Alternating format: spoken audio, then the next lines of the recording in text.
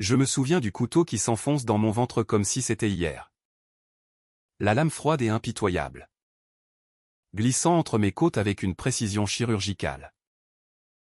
Le sang chaud qui jaillit. Poisseux.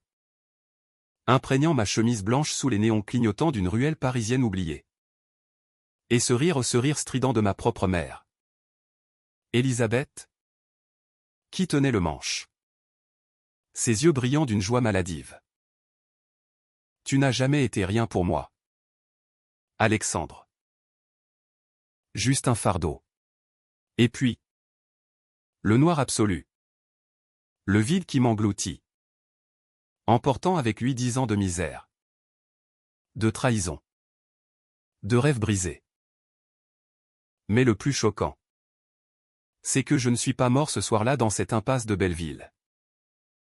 Non. Je suis revenu. 35 ans. Une vie entière de vengeance mijotée dans l'ombre. Et pourtant, en un battement de cils, je suis là. De nouveau. À 17 ans. Dans le salon étouffant de notre appartement haussmannien du 16e arrondissement. Face à elle. Ma mère, qui me fixe avec ce même regard de serpent. Le choc me frappe comme un uppercut, mon cœur bat à tout rompre dans cette poitrine juvénile. Mes mains tremblent sur les accoudoirs du fauteuil Voltaire usé. Et l'air sent encore le tabac froid et le parfum bon marché qu'elle porte toujours. C'est impossible. J'ai lu des romans. Vu des films. Mais ça? Moi. Alexandre Duval? Le fils ingrat. Le rebut de la société. Ressuscité dans mon propre corps. Juste avant le premier coup fatal de cette garce qui m'a jeté à la rue. Les souvenirs affluent, les nuits à fouiller les poubelles près de la Seine. Les jobs précaires dans les bistrots de Montmartre. La montée fulgurante vers la richesse grâce à un coup de poker dans la finance souterraine et enfin. Cette nuit maudite où elle m'a poignardé pour un héritage qu'elle croyait perdu. Mais maintenant. Je sais tout. Chaque mensonge. Chaque complot. Et cette fois. Je ne serai pas la victime. Cette fois. Je serai le bourreau. Paris. La ville des lumières. Mais aussi des ombres les plus sales. Nous sommes en 2015. L'année où l'attentat de Charlie Hebdo a secoué la France.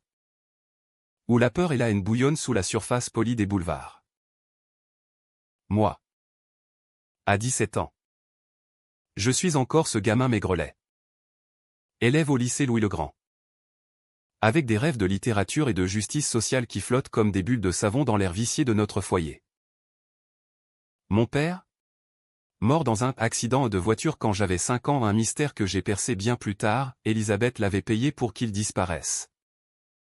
Pour toucher l'assurance vie et refaire sa vie avec son amant. Un politicien véreux nommé Laurent Moreau. Elle m'a élevé ou plutôt toléré comme un mal nécessaire. Me rappelant à chaque repas que j'étais le fils de cet ivrogne. Que je ne valais rien. Et ce soir? Le 15 juin. Jour de mon anniversaire? Elle va me flanquer dehors. Pour de bon. Mais pas avant que j'aie renversé la table. Alexandre? Tu es un parasite, crache-t-elle. Sa voix rauque est raillée par des décennies de gauloise. Elle est là. Perchée sur le bord du canapé en velours vert. Ses lèvres peintes en rouge sans pincer en une grimace de dédain. À ses côtés. Mon demi-frère cadet. Julien. 8 ans. Qui mâchouille un biscuit en me jetant des regards obliques. Et ma demi-sœur. Sophie. 12 ans. Qui joue avec sa poupée Barbie comme si rien ne se passait. Les enfants de Laurent. Bien sûr. Ce qu'elle chérit.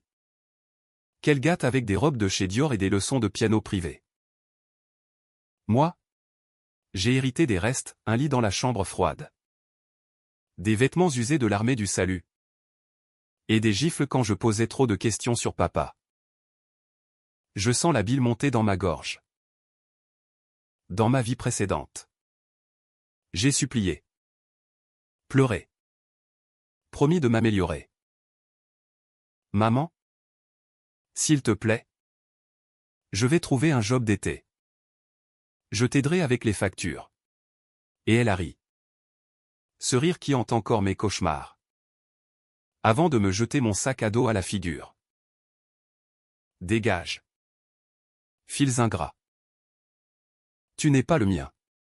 J'ai atterri dans la rue. Dormant sous les ponts. Volant pour survivre. Jusqu'à ce que la chance ou le diable me tende la main sous forme d'un mentor dans le milieu des affaires occultes. J'ai gravi les échelons. Bâti un empire sur des secrets volés. Des chantages subtils. Jusqu'à devenir millionnaire à 30 ans. Et elle? Elle m'a retrouvé. Misérable. Endetté après que Laurent l'ait largué pour une jeunette. Elle m'a supplié de l'aider. De payer les études de Julien et Sophie. Tes frères et sœurs. Après tout. J'ai ri à mon tour. Les invités dans mon pantouse surplombant la tour Eiffel. Et là. Dans l'ombre. Je lui ai révélé la vérité sur papa. Son complot. Et elle a paniqué. Sorti ce couteau de cuisine qu'elle avait apporté pour couper du fromage. Fin de l'histoire. Ou début de la mienne. Maintenant. Qu'est-ce que tu regardes comme ça? Morveux? Elle se lève. Son peignoir en soie japonaise flottant comme une cape de sorcière. Ses yeux. D'un bleu glacial. Me transpercent. Dans ma tête? Les images défilent, les années à venir. Les trahisons en cascade. Laurent. Ce porc? Qui abuse de sa position au ministère de l'Intérieur pour couvrir des trafics d'armes. Elisabeth? Sa complice? Qui blanchit l'argent via une galerie d'art bidon dans le Marais. Et moi? Le témoin innocent. Qui est tout découvert trop tard. Dans ma vie passée. Quand j'ai fouillé leurs papiers pour trouver des preuves contre eux, des preuves qui m'ont coûté la vie. Mais cette fois. Je sais où creuser. Je sais que sous le parquet de la chambre de maman. Il y a une boîte en fer contenant les faux contrats d'assurance. Les lettres codées à Laurent. Et même une photo jaunie de papa. Ligotée dans une cave. Avant qu'il ne le balance dans la Marne. Je me lève lentement. Mes jambes d'adolescent flageolantes mais mon esprit d'acier. Rien. Maman. Juste. Je repensais à papa. Le mot au papa tombe comme une grenade. Julien sursaute. Sophie lâche sa poupée. Elisabeth blêmit. Ses ongles griffant le tissu du canapé. Ne prononce pas son nom. Il était un lâche. Un buveur. Mort et enterré. Oh. Si elle savait à quel point il est enterré. Pas dans un cimetière respectable. Non. Dans un terrain vague près de Fontainebleau. Où Laurent a fait disparaître le corps après l'avoir torturé pour un prénom remboursé. J'ai trouvé l'endroit. Dans ma vie précédente. Grâce à un détective privé payé une fortune. Et j'y ai pleuré. Pour la première fois. Sur la tombe anonyme de l'homme qui m'aimait vraiment. Et si je te disais que je sais la vérité? Ma voix est calme. Presque douce. Mais dedans bout une lave vengeresse. Elle recule d'un pas. Heurte la table basse. Renverse un vase en cristal qui explose en mille éclats sur le parquet ciré. Le bruit résonne dans l'appartement silencieux. Comme un présage. La vérité sur l'accident. Sur l'assurance. Sur Laurent. Son visage se tord. Un mélange de rage et de peur primale. Tais-toi. Petit con. Tu ne sais rien. Mais je sais tout. Et ce soir? Au lieu de supplier, je vais planter la première graine de sa destruction. Les jours suivants sont un ballet macabre de tension. Paris pulse autour de nous, les touristes affluent sur les Champs-Élysées. Les manifestations contre la loi El Khomri enflamment la Bastille. Et dans notre bulle toxique du 16e, je joue le rôle du fils modèle tout en ourdissant mon plan. Le matin, je vais au lycée. Feignant l'indifférence. Mais mes nuits sont des veilles haletantes. J'ai fouillé la boîte sous le parquet au oui. J'ai osé. Pendant qu'elle dormait sous l'effet de ses pilules. Les documents sont là. Jaunis. Incriminant, un chèque falsifié. Une déclaration de décès signée de la main de Laurent. Et une lettre d'Elisabeth, mon amour. Avec 8 parties. Nous serons riches. Alexandre grandira sans père. Ce sera plus simple. Plus simple. Pour eux. Je commence petit. Un appel anonyme à l'assurance vie de papa. Sous un faux nom.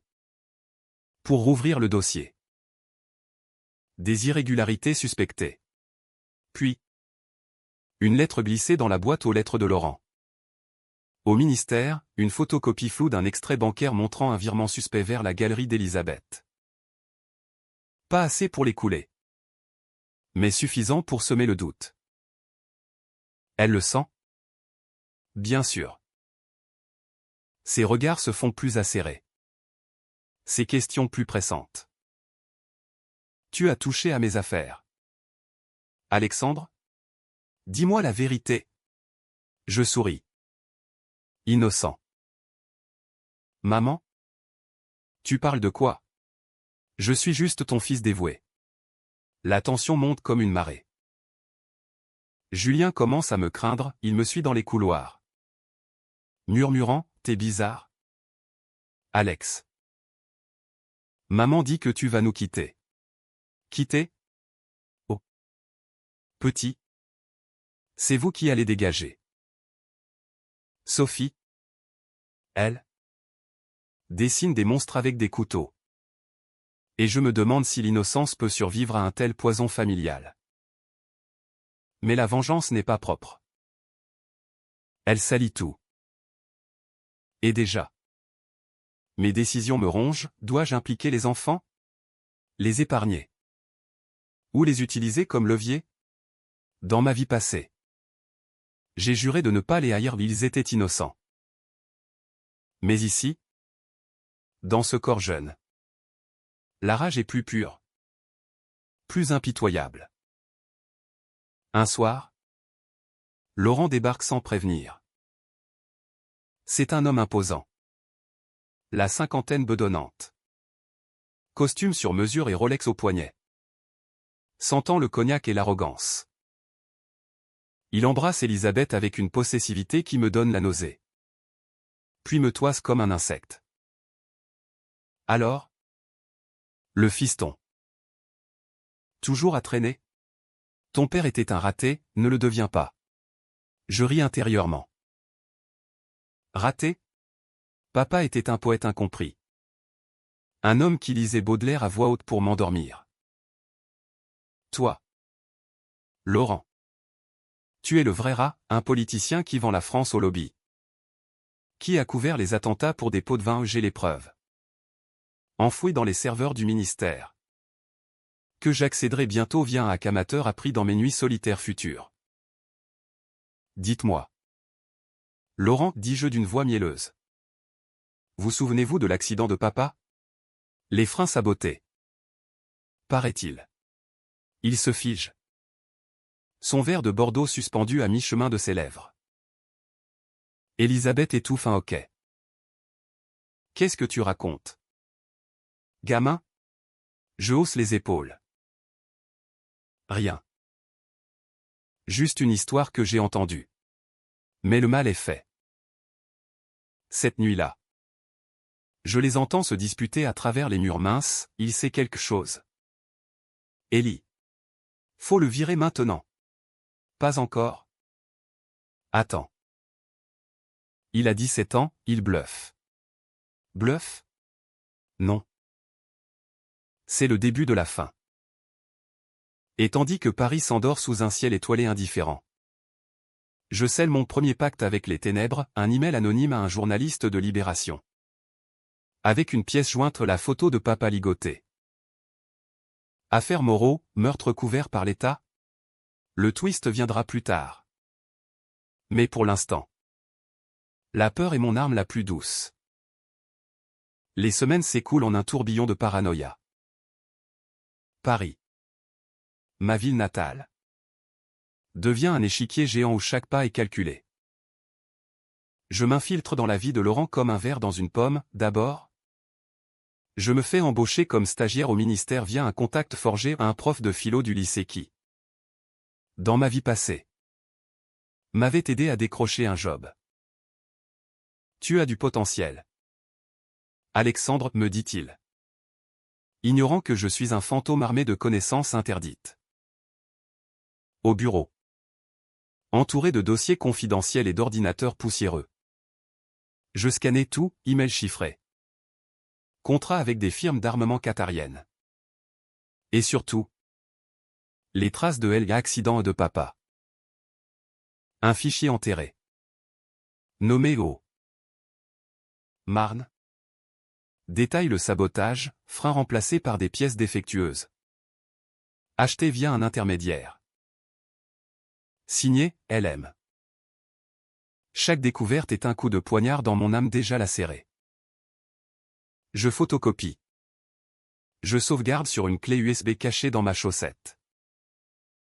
Mais la vengeance exige du sang. Pas seulement des preuves. Et voilà que mes décisions controversées émergent. Sombres comme les catacombes sous mes pieds. Dois-je confronter Elisabeth seule? Ou l'utiliser pour piéger Laurent?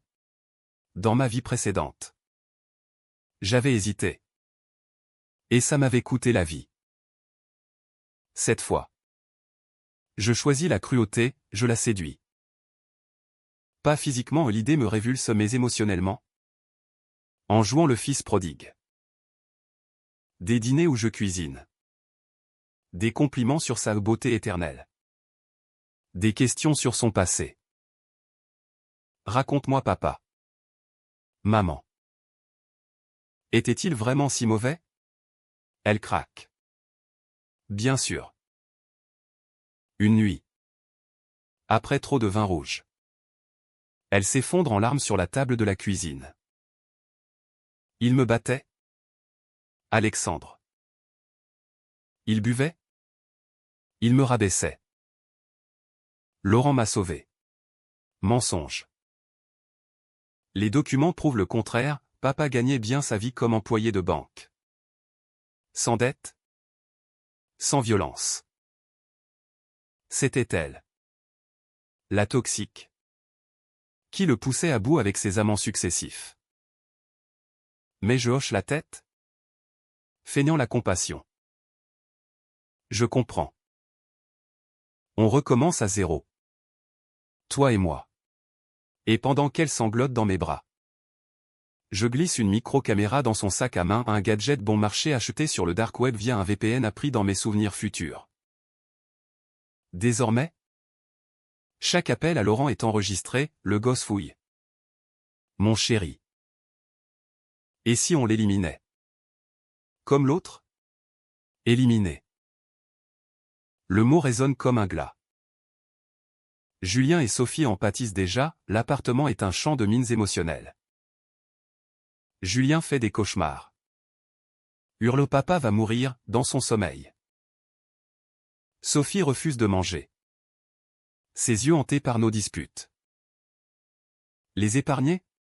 Impossible. Ils sont les fruits empoisonnés de ce couple maudit. Pourtant. Une partie de moi ou l'adolescent que je suis encore vacille. Et si je les protégeais? Les envoyer chez une tante lointaine? Non. La revanche doit être totale. Controversé. Oui, impliquer des innocents dans la chute des coupables. Mais en France, terre de guillotine et de révolution, la justice poétique n'est-elle pas toujours tachée de sang? Le climax approche quand l'article sort dans Libération. Scandale au ministère, Laurent Moreau impliqué dans une disparition suspecte? La photo floue fait la une. Et Paris explose en débats enflammés sur BFM. Elisabeth panique. Appelle Laurent en hurlant, c'est lui. Le petit salaud. Ils se réunissent en secret dans la galerie d'art. Un loft kitsch rempli de toiles abstraites volées à des collectionneurs ruinés. J'y suis. Caché dans les greniers. Écoutant via la caméra. On le vire ce soir, gronde Laurent.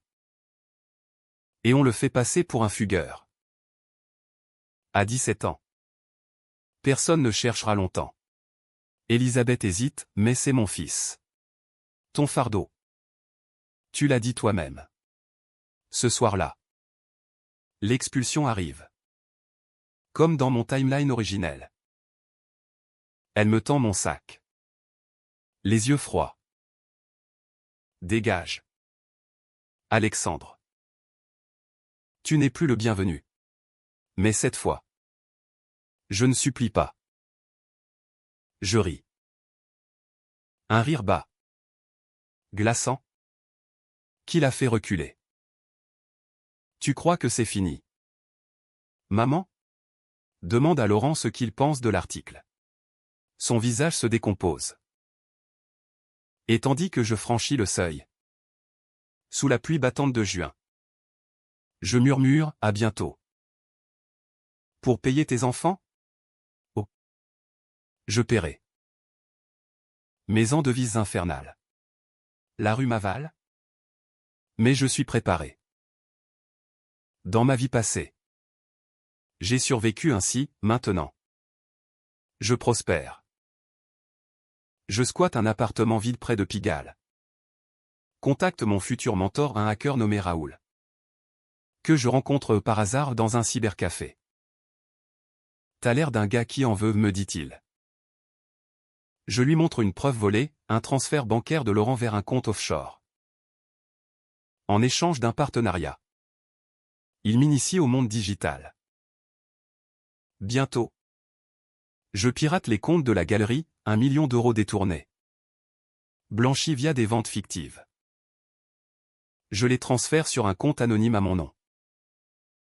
Richesse instantanée. Controversé? Absolument. Voler des voleurs. Est-ce justice ou crime? Elisabeth me traque. Des appels désespérés, reviens. Fiston. C'était une erreur. Puis, quand l'enquête sur Laurent s'intensifie, perquisition, audition, elle passe à la menace. Si tu parles, je te jure que tu finiras comme ton père. Je raccroche. Le cœur serré. Les enfants? Julien m'envoie un dessin par la poste, un monstre avec mon visage. Sophie. Un mot, pourquoi tu es maman? La culpabilité me ronge. Mais la rage l'emporte. Twist en vue, j'apprends que Julien n'est pas le fils de Laurent. Un ADN volé via Raoul confirme, mon vrai demi-frère. Fruit d'une liaison antérieure. Innocent. Piégé dans le mensonge. Dois-je le sauver? Briser le secret? Paris bouillonne, manifestation. Grève. Et au milieu. Notre drame familial comme une tragédie racinienne. Je m'installe dans un hôtel chic près des Invalides. Payé cash. Et prépare le coup final. Une rencontre avec Elisabeth.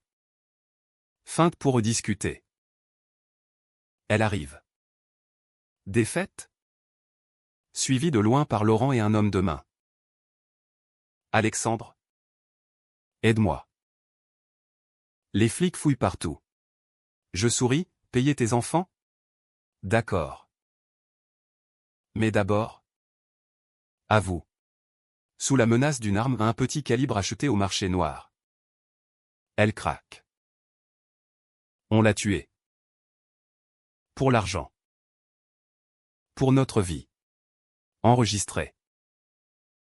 Diffusé anonymement à la presse. Mais le twist frappe, Laurent contre-attaque. Il a ses propres espions. Une nuit. Dans ma chambre d'hôtel. Une seringue hypodermique me pique le cou. Somnifère. Je me réveille ligoté dans une cave humide. Sous la galerie.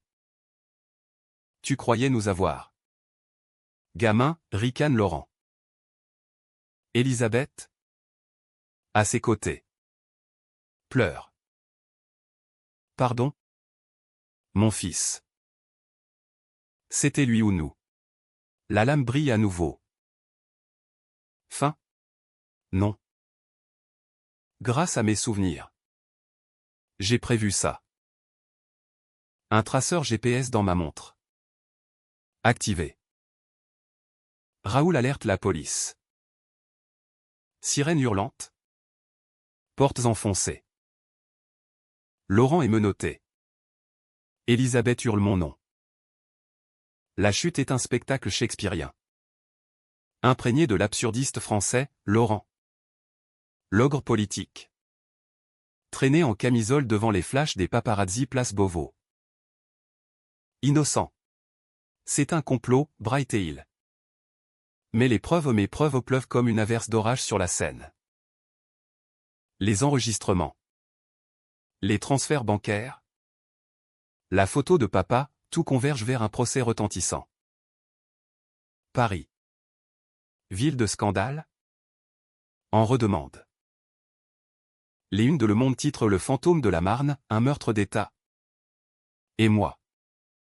Alexandre Duval.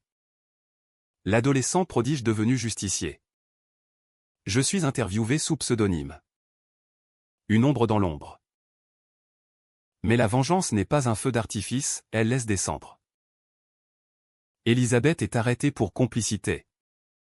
Son portrait robot de bourgeoise déchue placardé sur tous les écrans. Mère infanticide, s'interrogent les tabloïds. Exagérant pour vendre. Infanticide? Non. Mais presque, elle m'a tué une fois. Dans l'autre vie. En cellule. Elle m'écrit, sauve-moi. Alexandre. Pour les enfants. Les enfants. Julien et Sophie. Placés en foyer provisoire. Me hante. J'ai gagné ma fortune aux 5 millions déjà. Investi en crypto et actions volatiles. Mais à quel prix? Mes nuits sont peuplées de leur visage, Julien. Qui me haïssait, Sophie? Qui me suppliait en silence? Décision controversée numéro 3, les adopter. Les arracher à l'État. Les élever loin de ce poison. Est-ce miséricorde? Ou une façon tordue de les posséder? De les modeler à mon image vengeresse? Le procès dure des mois. Un cirque judiciaire sous les dorures du palais de justice. Je témoigne. Voix ferme. Recountant et l'hypothèse de l'accident, je ne révèle pas la résurrection. Bien sûr, qui y croirait? Laurent nie tout. Son avocat. Un requin de la place Vendôme. Me traite de mythomane. Ce garçon est un imposteur. Cherchant la gloire sur le dos d'un mort. Mais les preuves sont accablantes. Twist mineur, on exhume le corps de papa près de Fontainebleau. Identifié par ADN. La presse hurle au scandale national. Elisabeth craque sur le stand, c'était pour nous protéger. Il nous ruinait. Protéger? Elle a ruiné une vie. Libérée sous caution mes fonds légaux. Maintenant. Je rends visite aux enfants. Julien. Amaigri. Me fixe avec défi, t'es un traître. Sophie se blottit contre moi, raconte-moi papa. Le vrai. Je pleure. Pour la première fois depuis mon retour. Papa. Le poète. Qui me lisait Victor Hugo sous les étoiles. Il t'aimait. Sophie. Plus que tout. Cette nuit. Je signe les papiers d'adoption. Controversé? Les services sociaux hésitent, un mineur adoptant des mineurs. Mais mon argent parle. Et un juge compatissant au touché par l'histoire approuve. Nous quittons Paris pour la Provence. Une villa isolée près d'Aix-en-Provence. Où les champs de lavande masquent les cicatrices. Pourtant. La tension persiste. Laurent. En détention. Envoie des émissaires, des voyous tatoués qui saccagent ma voiture. Laisse un message, la lame t'attend. Je renforce la sécurité. Embauche Raoul comme majordome gardien. Et Elisabeth? Condamnée à 20 ans pour complicité de meurtre. Elle pourrit à Fresnes. Mais elle m'appelle. Supplie, tes frères et sœurs ont besoin de leur mère. Frères et sœurs? Dans l'ironie française. Je réponds, comme j'en avais besoin. Clic. Raccroché. La richesse change tout. Je m'inscris à Sciences Po en candidat libre. Excelle en droit et finance. Bâtis un cabinet d'avocats spécialisé en affaires occultes. Paris me réclame, dîner mondain. Où l'on murmure le fils vengeur. Mais sous la surface. Le dilemme, ai-je gagné? Ou perpétuer le cycle? Julien grandit rebelle. Fumant cachette, Sophie devient une artiste tourmentée. Peignant des toiles de couteaux et de sang. Mes décisions les marquent, thérapie forcée. École privée stricte. Pour leur bien, me dis-je. Mais est-ce pour le mien? Un nouveau hook surgit, une lettre anonyme. Tu crois que c'est fini? Il y a plus. Signé, un nom effacé. Laurent a-t-il un jumeau? Un complice plus haut? La paranoïa reprend. Je fouille. Pirate? Et découvre, Elisabeth avait un autre amant. Avant Laurent. Un ministre plus puissant. Impliqué dans les mêmes trafics. Le vrai marionnettiste.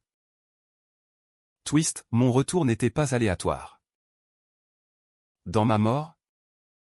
Un mot échappé ou injustice a invoqué quelque chose de surnaturel? Non. Je rejette ça. C'est la France, corruption en couche. Comme un millefeuille empoisonné. Je remonte à Paris pour l'audience finale. Laurent. Vieilli. Supplie, pitié. Gamin. Pour la famille. Famille? Je ris, la mienne est morte par ta faute. Il est condamné à perpétuité. Elisabeth? En larmes? Me jette, tu es un monstre. Pire que moi.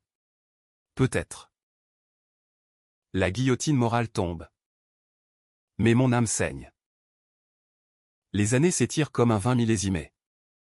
Après complexe. 2020 arrive. La pandémie cloue Paris au sol. Masque et distance sociale masquant les plaies plus profondes. Moi. À 22 ans, homme avec l'âme d'un quadragénaire. Je dirige un empire discret, Duval et associés. Cabinet qui traque les white-collar criminels pour des clients anonymes. Richesse? Obscène. Une pentouse au champ. Une flotte de voitures électriques. Des voyages en jet privé vers Cannes. Mais la vengeance n'est pas assouvie, elle mute. Devient une addiction. Julien. 16 ans. Sombre dans la drogue. Blâmant le fantôme de maman. Sophie. 14 ans. Couche avec des garçons plus âgés. Cherchant l'amour que je ne peux donner. Mes décisions? Les interner en clinique privée en Suisse. Pour les sauver. Me haïssent, tu nous contrôles comme elle. Elisabeth sort en conditionnel en 2023. Usée. Cheveux gris. Yeux creux. Elle me contacte via un avocat, laisse-moi voir les enfants. Les enfants? Ils sont miens maintenant. Forgés dans le feu de ma résurrection. Je refuse. Mais la curiosité ou la cruauté l'emporte. Rendez-vous dans un café anonyme du quartier latin. Sous les platanes jaunissants. Elle arrive. Tremblante. Un manteau rapiécé sur les épaules. Alexandre. Mon fils. Jamais. Tu m'as détruite. Je hausse les épaules, tu m'as tué. Silence. Puis. Le bombardement, j'ai changé. Laurent m'a forcé. Laisse-moi payer pour Julien et Sophie leurs études. Leur avenir. Payer? L'ironie me frappe. Dans ma vie passée. C'est elle qui m'a demandé ça. Misérable? Et j'ai cédé avant le couteau. Pourquoi, dis-je. Feignant l'intérêt. Elle avoue. En larmes, parce que je t'aime. Au fond. J'étais jeune. Terrifié. Ton père. Il était violent. Mensonge. Encore. Raoul a exhumé les archives, papa. Un saint comparé à elle. Mais je joue, preuve. Elle sort une enveloppe, des lettres d'excuses. Forgées. Je ris. Pathétique. Et là. Le twist se profile, son regard change. Un éclat maléfique. Tu crois savoir tout? Il y a pire. Elle révèle, avant papa. Elle a tué. Une sœur? Ma tante Claire. Disparue en 1990. Pour un héritage familial. Elle voulait te prendre. Te faire sien. Me prendre? J'étais un fœtus. La folie la ronge. Choqué. Je fouille. Vrai, un col case rouvert par mes contacts. Tante Claire. Empoisonnée au monoxyde de carbone dans sa voiture. Elisabeth suspectée. Mais blanchie.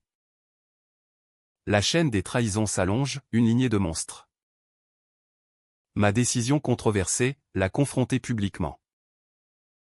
Une interview exclusive à France Inter. Où je lâche, ma mère. Meurtrière en série? L'opinion publique explose. Meurtrière Duval traîne sur Twitter. Elle est réincarcérée pour violation de conditionnel. Mais pas avant une tentative, elle embauche un tueur pour moi. Échoué. Grâce à Raoul. Julien et Sophie. Informés. S'effondre. T'as tout gâché, hurle Julien. Je les perds. Il fuit en foyer. Refusant mon argent. Douleur pure. Paris. En 2025. Est un chaos, élection présidentielle tendue. Manifestation contre l'extrême droite. Et mon nom dans la boue comme justicier autoproclamé. Ami? Aucun. Amour? Une série de liaisons vides avec des mannequins qui sentent mon vide. La résurrection m'a donné le pouvoir. Mais volé l'humanité. Pourtant. Le climax culmine, l'autre amant d'Elisabeth. Le ministre se révèle. Pierre Duval ironie. Mon nom de famille va un sénateur impliqué dans les Panama Papers. J'orchestre sa chute, fuite massive.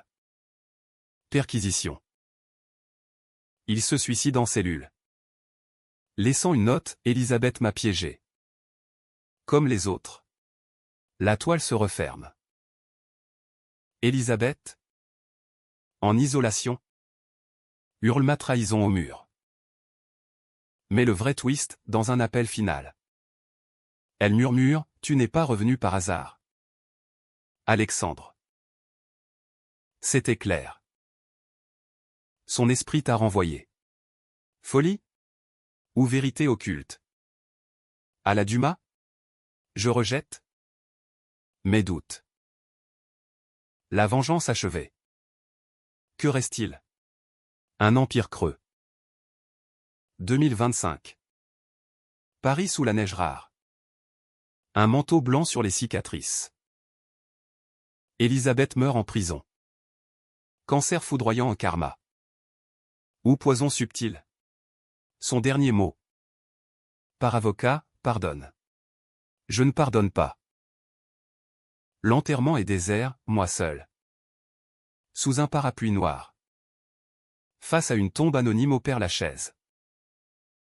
Julien et Sophie reviennent. Briser mes adultes. On te déteste? Mais on a besoin de toi, dit Julien. Besoin. Le mot guérit un peu. Nous reconstruisons, thérapie collective. Une maison en Normandie.